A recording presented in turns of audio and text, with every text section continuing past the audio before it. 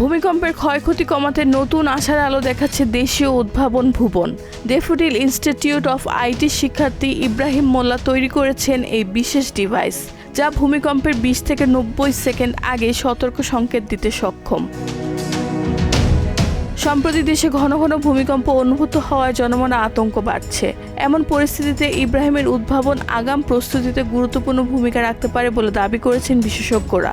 প্রায় 1.5 বছরের গবেষণা তৈরি এই ডিভাইসটি ভূ অভ্যন্তরে সিসমিক তরঙ্গ বিশ্লেষণ করে কাজ করে।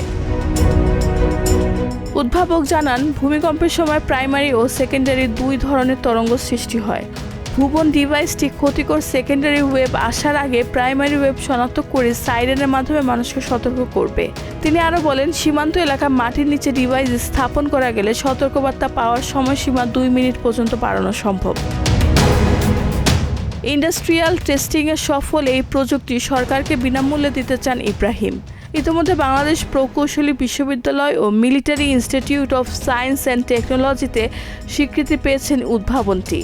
যথাযথ সরকারি পৃষ্ঠপোষকতা পেলে এটি বাণিজ্যিকভাবে উদ্ভাবন সম্ভব হবে বলে আশা করা হচ্ছে। রেহানা বেগম, প্রজন্ম 24।